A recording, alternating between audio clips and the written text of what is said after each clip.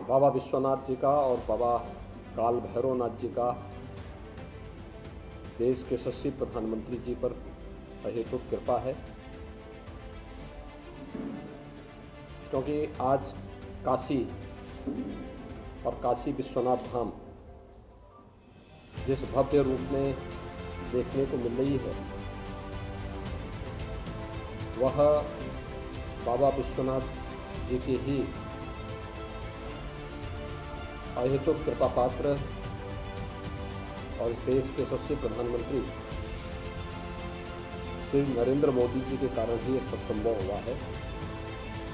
इसलिए बाबा की सदैव कृपा उन पर बनी रहे और उनका नेतृत्व, उनका मार्गदर्शन, उनकी प्रेरणा पूरे भारतवासियों को ऐसे ही निरंतर प्राप्त होती रहे, यह कामना हम लोगों ने आज यहाँ पर बाबा विश्वनाथ मंदिर में, बाबा काल भैरवनाथ जी के मंदिर में विशेष पूजा अनुष्ठान के माध्यम से किया है। कल पंजाब के अंदर जो कुछ भी हुआ है, वह भारत की संवैधानिक मान्यताओं और लोकतांत्रिक व्यवस्थाओं की खुलेआम धज्जियां उड़ाता है। तो एक निंदनीय कृत्य रहा है और जब देश के प्रधानमंत्री जी के प्रति इस प्रकार का गैर जिम्मेदाराना रवैया कांग्रेस की एक सरकार का है, तो आप अनुमान कर सकते हैं, पूरा देश अनुमान कर सकता है कि देश के अन्य संवैधानिक संस्थाओं के प्रति, आम नागरिकों के प्रति उनका व्यवहार कैसे होगा। पूरी तरह गैर लोकतांत्रिक, गैर संवैधानिक कृत्य कांग्रेस की पंजाब सरकार का कल पंजाब के अंदर गुरदासपुर में देखने को मिला है। हम सब इसकी निंदा करते हैं और कांग्रेस अपने इस गैर जिम्मेदाराना हरकत के लिए देश की जनता से माफी मांगे, क्योंकि इस प्रकार की अनैतिक, असंवैधानिक और अलोकतांत्रिक व्यवस्था को भारत कभी स्वीकार नहीं करेगा। और आज इसीलिए मैं काशी में बाबा भैरवनाथ जी से, बाबा विश्वनाथ जी से विशेष प्रार्थना करने और दर्शन पूजन करने के लिए भी आया। काशी में आज मैंने यहाँ पर बाबा विश्वनाथ मंदिर में क्राउड कंट्रोल और सिक्योरिटी की व्यवस्था की विशेष समीक्षा की है। बाबा विश्वनाथ धाम बनने के बाद यहाँ पर श्रद्धालुओं का आवागमन काफ़ी तेज हुआ है और उसे देखते हुए किसी भी श्रद्धालु को कोई दिक्कत न हो, फ्यूचर प्लानिंग और तात्कालिक रूप से क्या कुछ किया जा सकता है, इस पर भी एक विशेष बैठक यहाँ पर ली है। वैश्विक महामारी कोरोना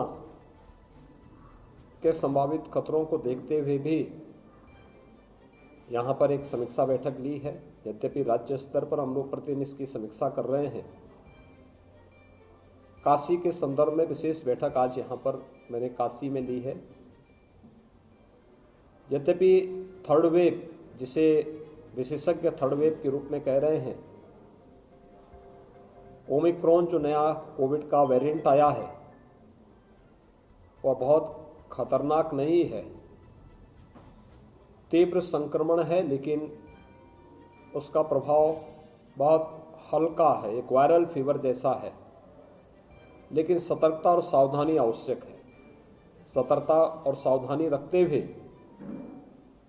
हर व्यक्ति कोरोना के खिलाफ देश की लड़ाई को आगे बढ़ाने में अपना योगदान दें।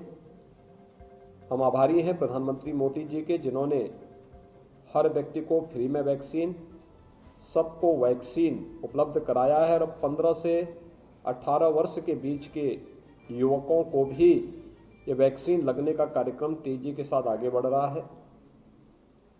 प्रदेश में अब तक 5 लाख से अधिक युवाओं को, यानी 15 से 17 वर्ष के इन युवाओं को भी हम वैक्सीन दे चुके हैं और इसमें उत्तरोत्तर वृद्धि हो रही है।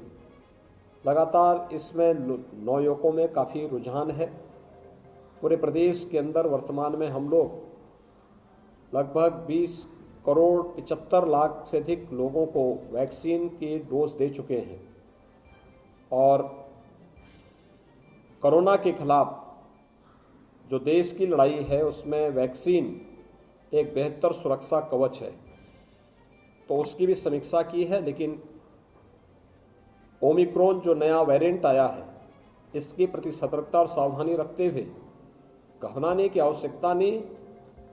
इसमें 98 से 99% लोग घर में ठीक हो सकते हैं, लेकिन होम आइसोलेशन के भी जो नियम हैं उसका पालन करना होगा। घर में सेपरेट टॉयलेट हो, उनके लिए सेपरेट रूम हो और जो व्यवस्था दी गई है, इसी के लिए प्रदेश में हम लोग वर्तमान में निगरानी समितियों को एक्टिवेट किए हैं, अधिक से अधिक टेस्ट करवा रहे हैं और किसी भी प्रकार की कोई दिक्कत न हो इस पर भी कार्रवाई चल रही है। और युद्ध स्तर पर कोरोना के खिलाफ इस लड़ाई को जो प्रधानमंत्री मोदी जी के नेतृत्व और मार्गदर्शन में पूरे देश में जिस लड़ाई को आगे बढ़ाया जा रहा है, उत्तर प्रदेश उसी प्रोटोकॉल का पालन करते हुए कोरोना को प्रभावी ढंग से नियंत्रित करने और जीवन भी और जीविका को बचाने की कार्रवाई को तेजी के साथ आगे बढ़ा रहा है। धन्यवाद जी।